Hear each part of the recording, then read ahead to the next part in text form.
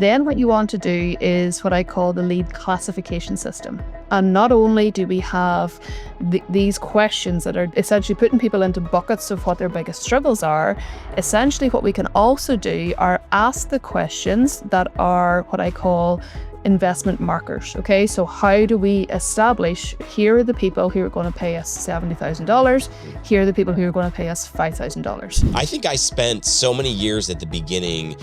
I would go to networking meetings and people would find out that I do video, and then I would spend the majority of that conversation trying to convince them that it's worth them doing. If there's nothing else that you take away from this conversation, it's stop spending time with people who haven't done video or don't believe in the power of it. So we want to be, really, really strategic and mindful of the agents that we choose to build, the order that we choose to roll them out in. And I kind of categorize these into kind of two main things. One are what I call the sales accelerators, the ones that are going to make us more money. And then we also have the overhead reduction ones.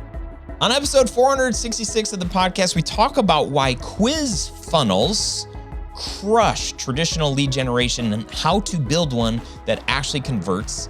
We talk about the IP first framework, not like IP, but like intellectual property.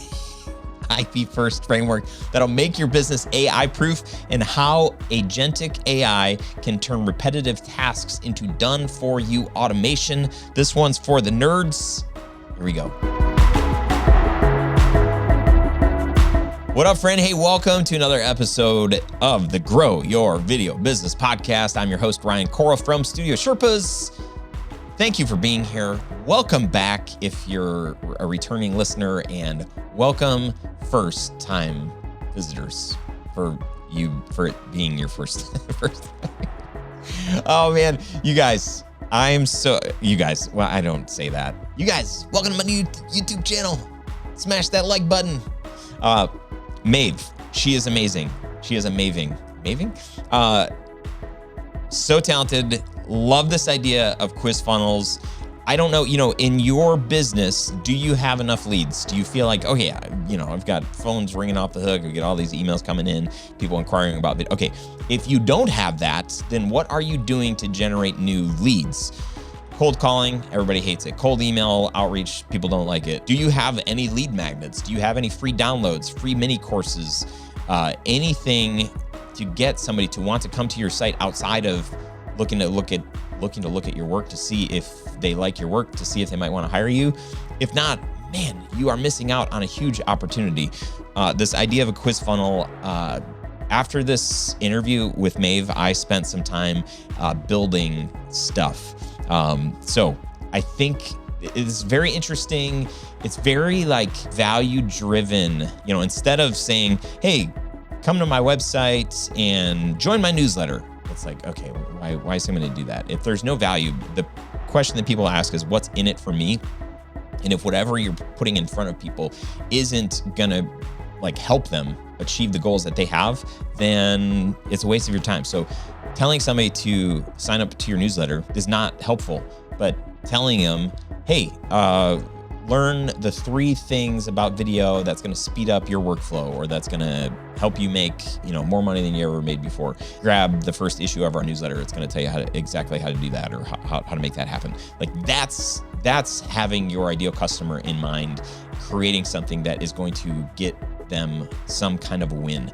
So a quiz is the same thing here. I'm not going to spoiler alert, but this is something to consider, because it doesn't have to be super duper hard, and it's something that you can create and get out there and start testing immediately. I'm excited for us. Okay. Also, I don't know did you hear the news? It's crazy. The mastermind is open for applications. So we're getting close to the end of the year, and your opportunity to get into the mastermind, it's dwindling, because the new group starts in January. And if you haven't applied and you haven't had an interview with me, then you might miss out. So if you're sitting there thinking oh my gosh, I can't, this is my year. I want to achieve greater greatness in my production business in 2026. Okay, Ryan, what should I do? Oh, I'm glad you asked. Go to studiosherpas.com/mastermind and you'll get all the deets on how to apply, all the information about the mastermind, the rhythms, how we meet, hot seats, feedback testimonials from people who have been in the mastermind for years, all that stuff at studiosherpas.com/mastermind. So don't come crying to me when it's like, January or February 2026 and you're like, Ryan, you guys have a retreat? Man, I wish I could be a part of that. I didn't know anything about it. Yeah, you did, because I just told you now and you're listening. So, okay. All right. I'm going to stop doing that. Okay, let's jump into the episode. It's a good one. Here we go. What's up, my friend? Hey, welcome to another episode of the show. Today with me is Maeve Ferguson. She is the CEO of Maeve Ferguson Consulting, and when she talks, it's so cool. What's up, and welcome to the show, Maeve. Thank you so much. I don't know about so cool, but as I said beforehand, I will talk as slowly as I possibly can so that everybody can understand me, because when I get excited, I can go pretty quick. Yeah. What's funny about that is I listen to most YouTube videos and podcasts and books and stuff. I listen at 2x, but then anytime somebody has a little bit of an accent, I'm like, oh, I can't, maybe 1.5x. So I feel that pain, but appreciate you doing that for us. Yeah, you need to listen to me on like 0.8. Well, so I'm fascinated by the work that you do. I'm so happy and excited that you're in the Mike Kim Mastermind, and give us a little snapshot of the work that you do today. Quizzes, funnels. We don't have to get into all the agentic AI stuff, but on a day-to-day basis, like, what service are you providing to the world, and how the heck did this become a thing? Because this is not what you've always how did it become a thing? So yeah, brilliant question. So essentially what we do is turn people's intellectual property, their expertise, into lead qualification machines. And on the surface, it looks like we build quiz funnels for clients and, what's called thought leadership diagnostic assessments for clients. But what we really do is allow the experts to focus on transforming their clients' lives. And instead, we then turn that intellectual property into infrastructure in the form of quiz funnels and assessments so that they can bring in really high quality leads into their business every single day. For filmmakers, people running video production companies, when we start talking about IP, like, unpack that a little bit for me, because I think a lot of us struggle with even thinking that we have any IP. Like, what do you think that looks like for us? Help us to understand. Yeah. So essentially, IP is just how you do things. So whenever we break these things down and we put it into normal language and into layman's terms, whenever you're if your work, say, for example, you've got a video production company, you have a certain way of doing things. You have a methodology that you follow, a process that you follow. You have certain things that you just inherently know as a video producer that the likes of me, for example, wouldn't know the first thing about. You have your own methodology, your own systems, your own process. And because you essentially just do it every single time, you don't necessarily give it the label that that's expertise or that that's intellectual property, but that's exactly what it is. And what we want to do then is realize when we have that level of intellectual property, we have that level of expertise, it allows us to really set ourselves apart from the market. And there are a gajillion of me in the world. There are a gajillion of, video producers in the world. So the way you can kind of set yourself apart and position yourself as a category of one is to show your audience how your process is different, how your thing is different. And what you can then do is turn that intellectual property, turn your methodology into a quiz funnel where people are going through it and they finally get this like, oh, now I get it. This person knows what they're talking about. Oh my goodness. And it builds desire and demand for them to work with you before they've ever even met you. I love the idea of this, but the challenge, again, we're talking about people that are creative, that get into this work because they want to tell stories. And I think a lot of us are like, oh, Anna, this gear is really cool. And so I like learning the gear and figuring out how to tell stories. But I still think that most of us probably approach this idea of like, no, I mean, you just grab the camera, like, you get on the settings and then you ask the question. Like we just do the thing without thinking about it. So what challenges have you, or how have you overcome challenges of business owners like myself, where I would just say like, I don't know, I just do the thing. I do it without thinking. We've done this so many times that it's still to think about anything that I do as intellectual property. I'm just like, no, like, that guy shoots stuff the same, or similar, we kind of do the same thing. So how can somebody like me step back? How are you able to help somebody like me realize like, no, Ryan, the way that you do it, it is different and unique, even if it's just a little bit. Yeah, it's just a little bit. And so what I would actually do is reframe that as a different question. So whenever you or, people that you work with are on sales conversations with your clients, if we feel like we're having to convince people, if we feel like we have to justify our value, if we feel like we need to tell them why we're different to a VA that could do this in the Philippines for $4 an hour, that means that we are not translating that methodology, that process effectively enough for them to simply get it. Okay. And quite often it is a choice to just decide how I do things is different. How I think. So, for example, there are a million quiz funnel builders in the world. Okay. So how do I differentiate myself? Well, we work with, really, really high end experts. We work with people with unique methodologies. We build agentic AI solutions to add to the foundation of the assessment. Then those agentic AI agents become the accelerators. Okay. So it's like we have it. And part of that deciding actually, yes, I do have IP is simply just a choice, and it's a positioning play. So if we want to separate ourselves from, the quiz funnel builders in a basement, then that's a choice. And then we have to define that IP, and then we build that lead qualification infrastructure off the back of that. Yeah, that's helpful. For us, it was a few years ago when we started realizing we were working with a story brand certified guide, and he was helping extract some IP from us, and was like, yeah, I mean, basically like when you guys create videos, you've got your hook, you've got, the meat of the thing, and then there's some sort of a call to action. I'm like, yeah, but that's like, that's kind of like what everybody should be doing, but I guess maybe that's not the case. And then so it gets me thinking like, okay, yeah, I guess we're different than some, similar to others. But then like, as we get more and more into this, I'm working with Mike and Eugene, and these guys are helping me define this a little bit more. And I was on the hot seat a few months ago. I don't know, it was last year sometime probably. And I think it was Eugene that said, hey, take Tell, which is the name of our production company, Tell Studios, and build a framework.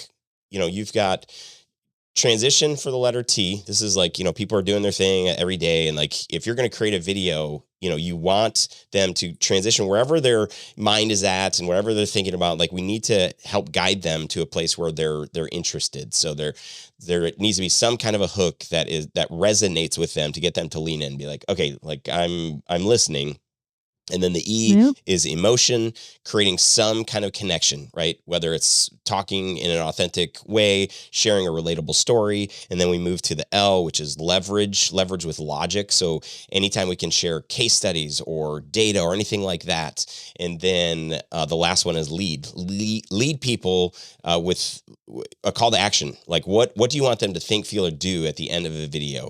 And that is your call to action. So that's the framework. Having those guys help me kind of unpack that, made me realize like, oh my gosh, like that, it's pretty cool. Yeah, but that you have just told me exactly what your diagnostic is. Can you see that? Okay. I think so. So, right. Let me unpack this, right? So whenever you think, T would be what I would call a category score. E would be a category score, L would be a category score, and L would be a category score. So whenever it comes to this transition piece, you have to consider it. That's our methodology. That's how we serve our people. But our potential clients need to know that there's a gap between where they are and where they want to be, in this instance, as it relates to the T piece. Okay, so then what we do is like, right, talk me through now what happens inside of that transition piece. So what would we call like the subcategories? What are the 2 to 3 to 4 chunks inside of T. So in transition, I mean, the examples would be, it could be, we start a video with like a very just hard to hear truth, or we see something like visually, like somebody on a stage, or just something that captures our attention, but it also connects with our work or whatever we do, right? Because that's the whole point, is whenever we're creating videos, it's not for everybody. In most cases, we're going after a particular audience. So for us, we're targeting, let's say, higher education. And if we show, a person on a stage, that's not going to be relevant to the person there. But maybe we show college kids walking on campus grounds, and so the enrollment person is watching this and like, oh, okay, like this is my world. Brilliant. So what I'm hearing you say is that this is the very start of the video that allows us to capture the attention of the watcher and make sure that they actually watch the dang thing. Okay, so that's the first Right. part of your methodology. Yeah. But from your lead's perspective, the struggle that they have is that, like, the start of my videos suck and I don't know how to capture the attention. So I would categorize that, and you would wordsmith it and all of these things in due course. I would call that, for example, your watchability score. Okay. Your virality score, your audience capture score, something like that. Okay. So that's the first piece. Talk me through. So you might have like a couple of those segments within the T. So talk me through then the E. Yeah. So E, this is, you capture somebody's attention with visual, soundbite, whatever that thing is. And then if you don't talk in a way or share something that is relatable to that specific audience, and this is why, we talk about niching down and having a focus for who you're targeting. And it's just fun going through this exercise, because it's just like means more and more like how important this is. But if you can talk in a way that connects with somebody's heart, so you're sharing a story. We did, and this is kind of an Inception thing, but we just did a piece. We got hired by my alma mater, college that I attended, and part of the video is it's me telling about how my life changed at this university. And so, the story that I'm sharing it's very relatable. It's like, this place changed my life. The friends I met, the people I met, the opportunity that I got to work for the school after I graduated, and I got a video camera in a computer, and I got to start telling stories. And so this story, and I think I kind of opened it up like, I was a punk kid. I grew up in this small town. I had nothing going for me other than, a little bit of hunger and some grit. So creating something that resonates, that a person can relate to, that's very, very important, at least in the brand videos and in the stuff that we are creating. Yeah, brilliant. Okay, so now what we have, we're turning your methodology into diagnostic infrastructure. We're going to ask our people questions that makes them realize, oh my goodness, this is what I'm struggling with. And therefore, oh my goodness, when you position your offer later on, they're like, this is exactly what I need. Okay. So say, for example, our first overall category score would be the audience capture score. Okay. So we've got like question number 1, how visually captivating are your videos within the first 3 seconds? Not very, through to incredibly captivating. Okay. Question number 2, what sound bites do you have at the very start of your videos that are ensuring that, over 87% of your people are watching your videos through to the end? And then the answer to range from not very good to very, very good. Then we move on. So you'll do that 3 or 4 times across different questions so that they understand that audience capture score. Now, if they get a really rubbish score when they get to the end of the assessment, and you're like, your audience capture score, and we would wordsmith it, is 22%, and they know that that's their gap. And then that realization, like, this is what we actually need help with. Okay. Yeah. Then for the E piece, that's your connection with heart. Okay. So you have potentially a story score, an emotional connection score. So question in the quiz funnel would be how good are your videos at emotionally connecting with your audience? Well, they suck right through to they're amazing. Okay. Your story score, how effectively are you sharing captivating stories inside of every single video? Really badly, it's right through to really amazing. So now they have another score. So these just start to stack based on your methodology. Okay, so then talk us through the L score and the L score. Yeah. So the first L is logic. Yep. We say that the 1-2 punch for videos is if you can connect emotionally And you can back it up with any type of data, a case story, or case study, a testimony, anything that just re-emphasizes it. Not just I'm not just going after your heart here, but I'm going after your head. We know that we buy through emotion and we justify through logic. And so any type of, percentages, and in this particular video that I'm mentioning here, the current president comes on at the end of the video, and he starts sharing different percentages of, 70% of college graduates go on to do this, this, and this. And so to help reinforce the story that was just told about this young punk kid whose life was changed at this school, but then, okay, give me some data that just cements what we're starting to think about. That's beautiful. Okay, so where I would go with that one would be a proof score, and we would have two versions of that proof score. We would have a question that is around how effectively are you sharing your own case studies and testimonials inside of your videos, and how effectively are you borrowing proof from famous people out there who are proving your point, essentially. Okay, so then that would become their score around their ability around that logic score. Okay, right. Then move on to the last piece. And the last one, very simply, like, what do we want people? This one is lead them to some type of action, call to action, we'll call it. What do we want people thinking, feeling, or doing as a result of watching this video? So it could just be, hey, go to this webpage to donate, or go to this webpage to find out more information, to register, enroll, or anything like that, or call this phone number.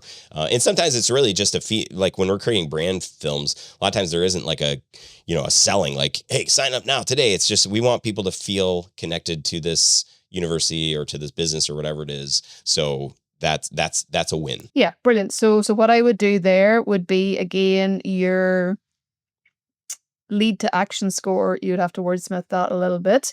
And what that is how a question around their effectiveness or their ability to, and how frequently do they. So there's all of these different, you can do how often do you do it, how well do you do it, share and drive your videos towards the action that you want people to take. Okay, so basically we've just used your methodology, turned it into quiz categories, subcategories, and quiz questions. Okay, and then when your lead goes through those questions, they're going to get a result, and that result shows them their greatest area of struggle that, hey presto, your offer solves exactly for them.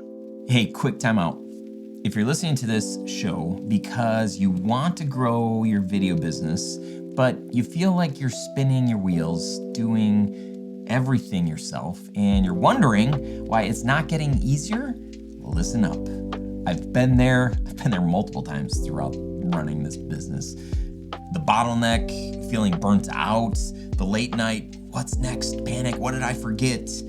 That's exactly why I started the Studio Sherpas Mastermind a few years ago. This is a small group of just 12 video business owners who are done figuring it out alone. Some members have doubled and even tripled their revenue.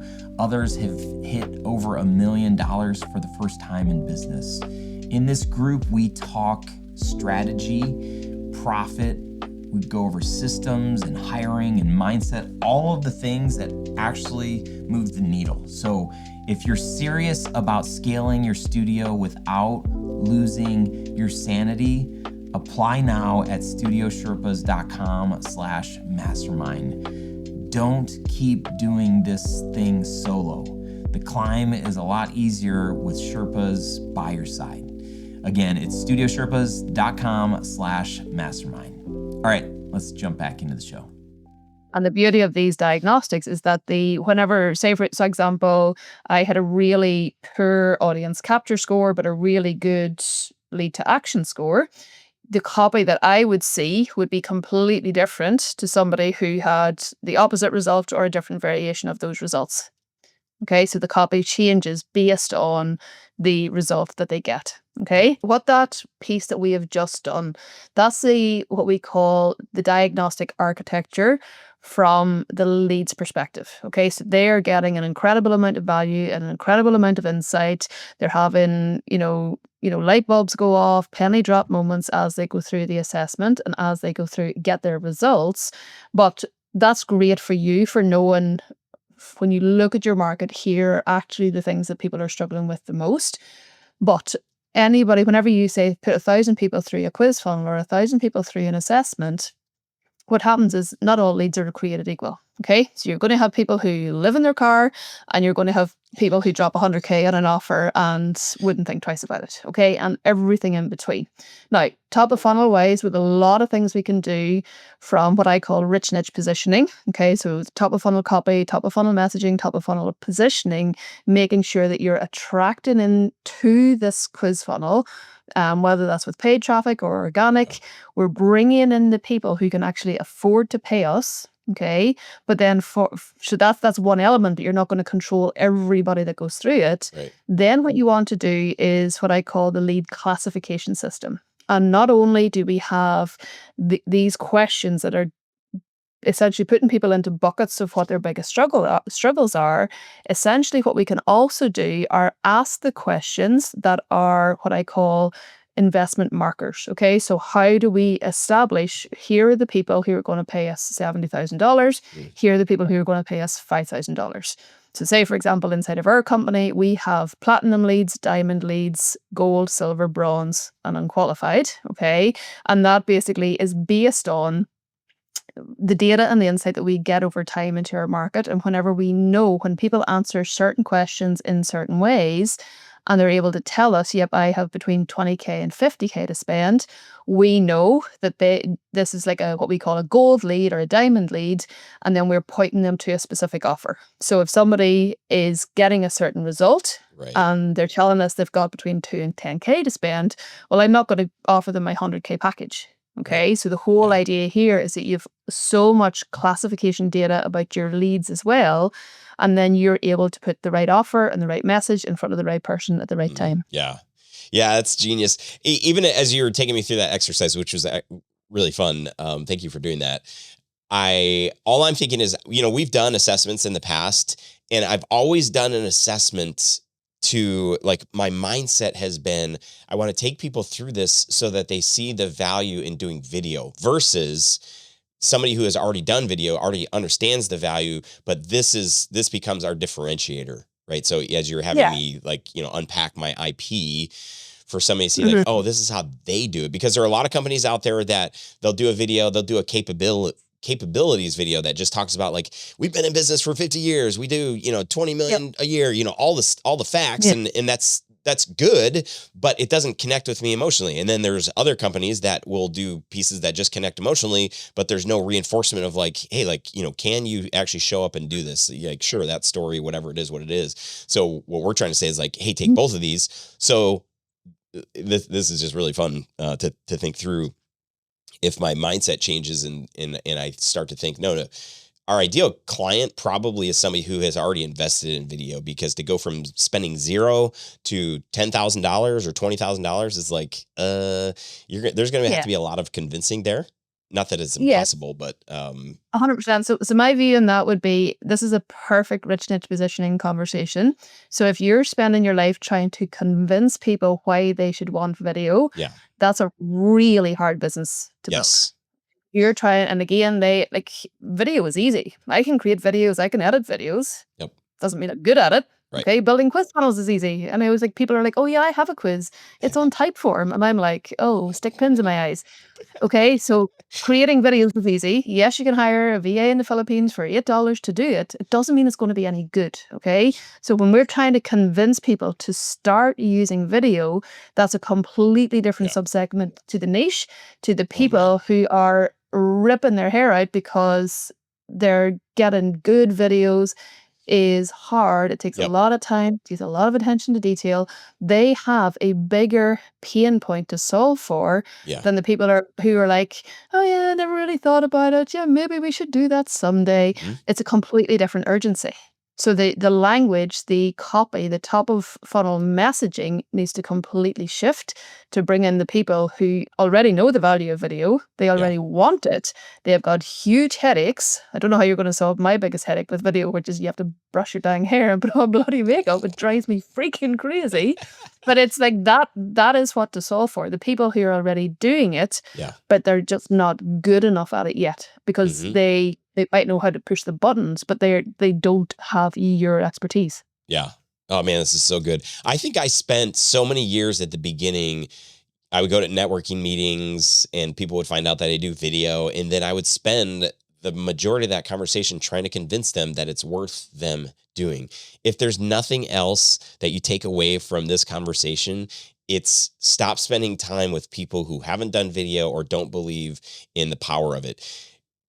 Create a funnel, quiz funnel or something like that, that can walk people. You can start educating people so that maybe at some point those people do change their mind and say, we need to invest. But there are so many other companies out there that have done video, that spend money on video. So you're not convincing them of the value that they should spend money, going from spending $0 to anything. That's a hard thing. It's sort of like, if you're strapped for cash, what should you do? It's like, don't try to get new clients. Go to your existing clients and try to get them to pay, because they've already, they know that there's value in this. And they know, like, and trust you as well. But to me, it's like, I wouldn't even put up a funnel to try to educate people, because that's like years to get paid.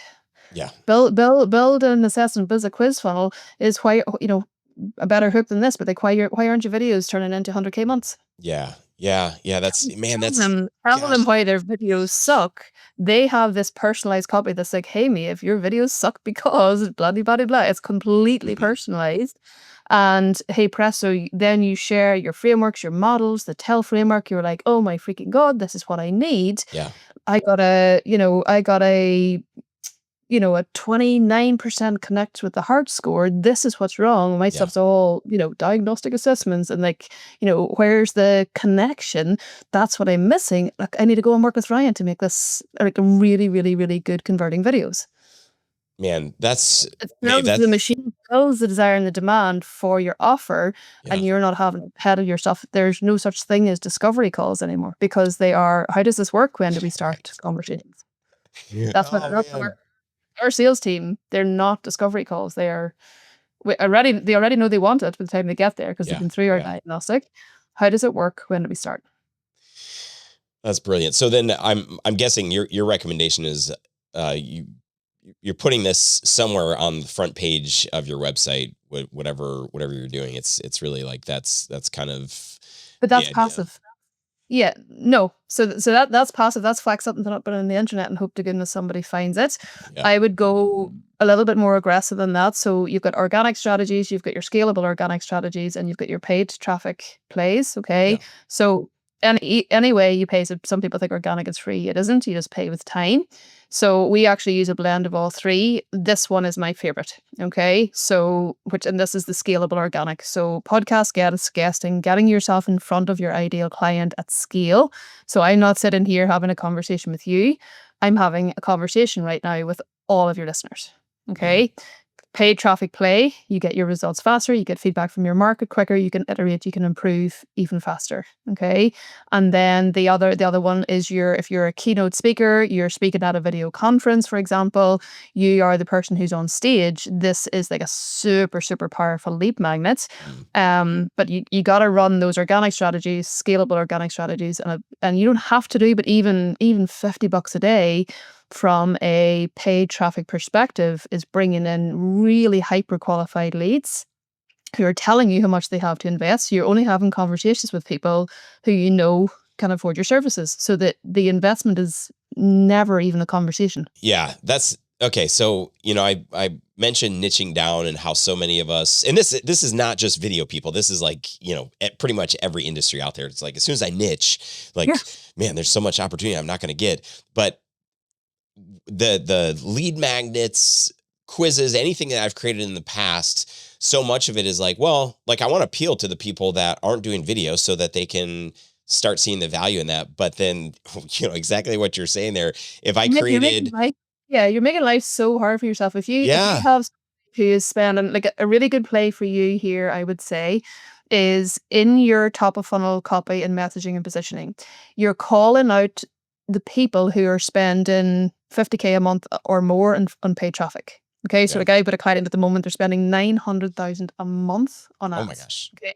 So even for me, I'm like, oh, what? Wow. This is crazy, right? So these people pay number, like the investment for anything we do is completely irrelevant. So yeah, whatever, fine.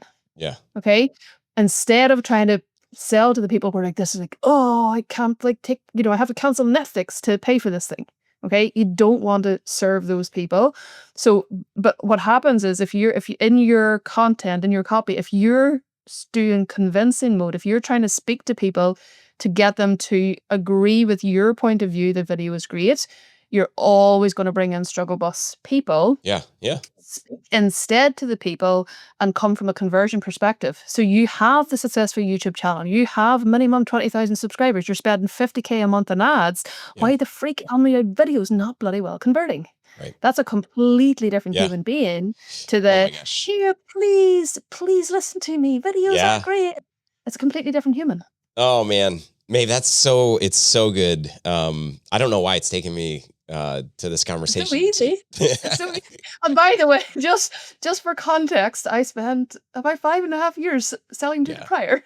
Yeah. So, selling becomes so easy when you make that niche string shift. That's crazy. Yeah. I mean, it's clear. Like that just makes sense. Okay, so stop making lead magnets and stop trying to convince people to buy or to pay for whatever. Essentially, like what an assessment or what these quiz funnels do is people are almost having to prove to you, here's why to pick me. This is why we've got the quiz funnel, then we've got an application, and if they're lucky, they'll get through to a call. Oh my gosh! So it's completely, very different. Instead of waking up on a Monday morning, oh yippee, I've got 5 discovery calls in my calendar, and 3 of them don't show up. One of them lives in their car, and the other one's like, yeah, maybe next year. And that's life. It's like, who wants to live that life? Not me. It's brilliant. Okay, so I will say, we came out with this TELL framework. I'm so grateful. This is why I invest in stuff like coaching and masterminds to help have people help me, pull stuff out that I don't see, that I can't see because I'm just stuck in it. Yep. So as you're listening, you're like, oh, Ryan, that's cool. You've got the TELL framework. But again, like it's nothing super unique. I mean, it's like what everybody else is doing. We made it, we branded it ourselves. You put labels on it, you name it, you frame it. And you name it and frame it, you own it. That's it. And what's crazy is I'll do little talks and I've got PowerPoint and my TELL framework comes up on the screen and people take pictures of it because they're like, oh, this is a framework. Like I want to remember this. That's actually that's never happened. I would share truth bombs that were super powerful and important, but people don't take it. So as soon as I like formalized it, gave it a name, and call it a framework, people are like, "Oh, I need to listen because this is." So please take the time to just say, okay, hop into ChatGPT or something and just say like, help me come up with some kind of a framework for the work that I do. Give it my name or whatever. Easy, and people lean in. It's so weird. So weird, but so good. And it works and it's effective. And then you can turn it into that lead generating machine. Yeah. So I want to talk about, I want you to talk about, because I'm going to take notes here, the Agentic AI stuff. Yeah. What the heck is this? And again, service-based business, is this something that can help us? And if so, how? Oh man. Okay. Yeah. So essentially, we've gone down this rabbit hole I'm just looking at my clock because I'm like, we might have to do another episode. But Part 2. Agentic AI. So I've gone down this rabbit hole in a big way. And essentially, a lot of people are like, oh yeah, I use AI, and they're using ChatGPT, and that's like coloring with crayons. Okay. And a lot of people are getting better at prompting, and they think that prompting is AI. Okay. That's again, maybe like coloring with markers. Okay. So like my kids are 3 and 5, they're coloring walls and all sorts of things. That's kind of where that whole, I wrote this prompt. Okay. That's where that kind of sits. What we have been doing are essentially building, I always almost visualize them like a little army that work inside our company, and they work inside of our clients' companies in sales, in marketing, in client delivery, in finance. All of these agents who are doing world-class work where we used to either not have anybody doing that work because it would have cost, $400K a year to have somebody of that caliber inside the business, or we have been able to get rid of, kind of manual staff members because the AI agents do it well. They show up, they do it every single time, and there's no They don't have emotions. Okay. So these AI solutions are they're essentially very fancy automations whereby we are able to accelerate the results that we get from these quiz funnels. And one example that I could talk you through is our hidden high ticket buyer finder agent. And essentially what that does is once you go live with your quiz, that's like day zero. We got to run some water through the pipes. We got to listen to and see what the data is telling us about our markets.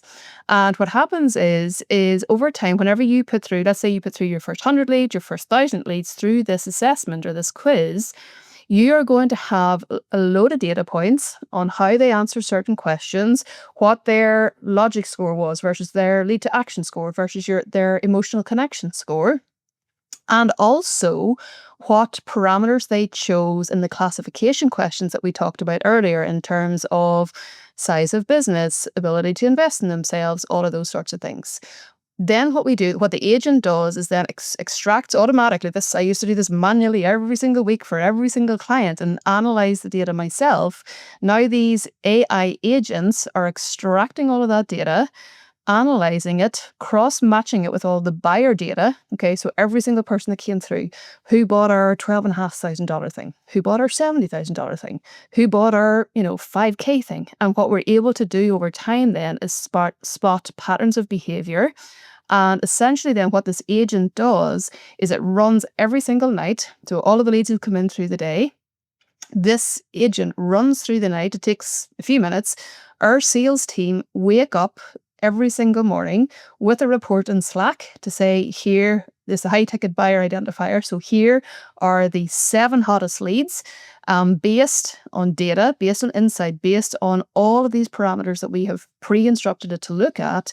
Here are the 7 people that are most likely to convert into our highest ticket offer today. So the sales team are able to laser focus in on this one is so freaking cool. Okay, so that is just one example. Then we have a YouTube production agent that does everything the whole way entirely. It's nuts. We have a podcast production agent. We have now what that doesn't solve for, and this is where you come in. Okay, what that doesn't solve for, the YouTube production agent, it comes up with SEO optimized titles, description. Everything is only in our language. It's based off transcripts. We don't do any AI generated crap going out there. It creates all the social captions. It gets everything is automated the whole way through. What it doesn't do is the tell framework. It doesn't make my videos good in the first place. It makes the production of those videos go freaking fast to market. I've been able to eliminate staff members who used to manually go to ChatGPT and create a description for this and then create a title for this and da-da-da-da-da. The agent does all of that. Doesn't mean the video is immediately captivating. It doesn't mean that it's emotionally connecting. So this is the difference between a service provider and the $8 VA in the Philippines who could do the button pushing, and your tell framework. You're actually the strategist, not the button pusher. Because you cannot, the button pushing is commoditized. So it's a strategist, don't try to sell a commoditized thing. Yeah. Like I could be, the amount of times people say to me, it's like, you don't look like a funnel builder. And I'm like, yeah, I think, it's like, I think they assume you're going to be some gremlin sitting in the basement. And like I am the gremlin, yes. But it's, but this is true. It is, oh, man, many people that say that to me, it's like, you're not, what I expected. Because people think videos, they think, oh, I can get an editor. That's not what this is. So what you're actually selling, and go super high ticket, what you're actually selling is the strategic work around the tell framework to make sure that the damn videos that you are automating through this agent is actually good stuff that you're putting out there, not rubbish. That's the difference. So those are just a couple. Like we have, oh my goodness, literally we built about 20 agents in the last couple of weeks. And we have, one that's running for me at the moment that I love. Keynote speaking, getting on podcasts is like a big goal of ours at the minute. And I have a speaker identifier agent that sends me a list every single morning of all of the speaking engagements, both paid and free, virtual and in person, that are cross-matched with my calendar and my availability. It knows when I'm going to be over in the States, and it's cross-matching all of these speaking opportunities knowing what's going on in my calendar, the relevance of the audience, the ability of the audience to invest in my high ticket services. And this agent is serving it up on a plate for me every single day. And then all my team have to do, I haven't figured this bit out yet, all my team have to do then is apply for the gig. Yeah. But I will build an agent in due course that will apply for the gig for me. But course you will. for now, this thing is literally what used to be a couple of staff members trawling the internet trying to find speaking opportunities. It's now a Slack notification. Done. You're such a little gremlin. Yeah. But it's so much fun. It's literally so much fun. I could build these things all day. What are you building these inside of? Like, what are you using to build it? It depends. We're using Lindy quite a lot. So I was a big Manus fan. Custom. I do like a lot of custom work, a lot of custom diagnostics whenever we're working and building kind of the assessments or the level of Myers-Briggs and Enneagram and that type of stuff. So I use a lot of Manus for that. And I was building a lot of agents on there too. But there are platforms that have, greater levels of investment behind them that have way better shareability features. So essentially everything I was doing there was like custom. Whereas the likes of Lindy, it means then, so we essentially, our process is we have a whole agentic AI like pool in Slack where people are just like, would it be possible? It's like a pure dream pool. Like, I built one the other day. It was like buying my groceries. It was freaking wild. It's like going on and like ordering my groceries for my children. I was like, this is freaking cool. Yeah, I can't remember what I was playing in. Oh, Perplexity. It started adding stuff to my Walmart. I was like, I want to make spaghetti for dinner tonight, build out. And it was adding the things. It was looking for organic stuff. It was adding it to the cart. I'm like, what the heck is going on right now? It's a hell of a rabbit hole. So you have to be so careful. But it's, so I use Lindy because we basically build them. We guinea pig them on our own business.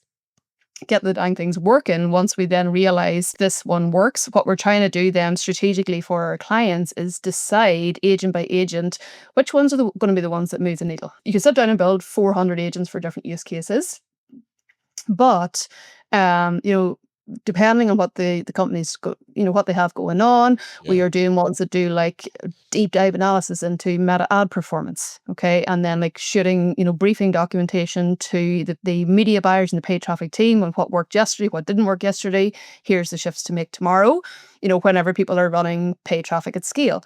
But if somebody's posting on LinkedIn twice a week, that agent's not going to help them. So we want to be really, really strategic and mindful of the agents that we choose to build, the order that we choose to roll them out in. And I kind of categorize these into kind of two main things. One are what I call the kind of the sales accelerators, the ones that are going to make us more money. And then we also have the overhead reduction ones. So this is like, I used to be an accountant. I like very, very numbers orientated. It's like if I can build an agent and it costs me 72 credits a month to run this thing, and I'm able to replace my video person that used to post on YouTube and all of that sort of stuff, this agent does it. But this is really, really important for everybody listening to this podcast. Where the world is going, those services of doing the doing will be replaced by AI. What won't be replaced is the tell framework. So this is for people who are scared of AI, that are going to get wiped off the face of the earth. And we were exactly the same. We build funnels. And, a year ago, the writing was on the wall. You're going to cease to exist in the next couple of years if you don't do something different. So it's, forget, yes, the production still has to happen right now. Yes, the button pushing has to happen right now. But what will never be replaced is your discernment, your ability, your gift to go through one of my videos and say, here's where you lost them, here's what you need to do, here's how to script this thing, here's how to run this properly. Here are all of the amazing elements that you got to put in this so that it actually converts, because the rest of it will be AI in the years to come. Not to scare you, but that's the truth. And it was the same for me. I was just like, right, how do I shift this game? And you shift a strategy, not doing it. That's it. Yeah. We talk about that, being a strategist and coming alongside and guiding your clients, and otherwise the button pushing. Yes, and it's still there for now. It still will continue for a while. Yeah. But the rate that this thing is running at, and like if you think about it, like now the things we're building now are absolutely mesmerizing me, and we're still at the dial-up internet stage. So can you imagine where we're going to be? Even like the things I'm building now didn't exist 6 months ago. Never mind where we're going to be next year, 5 years time. It's going to be a different planet. Yeah. And we, to survive, to thrive, we got to focus on our IP, focus on that strategic piece, and AI will mop up the rest. Maeve, this has been so just fascinating, mind-blowing. I knew it was going to be interesting, but this was really, really cool. How, for people that are interested in learning more about the work that you do, how can they connect with you? What sort of, where do we go? Probably the best place is the most boring platform in the world, but my favorite is LinkedIn. So I think I'm probably the only Maeve Ferguson on there because it's a pretty random name. So yeah, Maeve Ferguson over on LinkedIn, and yeah, just let me know you heard I on Ryan's podcast, and yeah, we can have a chat. Awesome. My favorite thing in the world to do is have a conversation about IP and then turn that into a diagnostic framework. It's just, I could do that all day. So much fun. And I'm so impressed just how you're able to kind of dig into the framework that I had. I'm like, well, that's already kind of done. And you're like, no, like there's nuances and like, we can actually.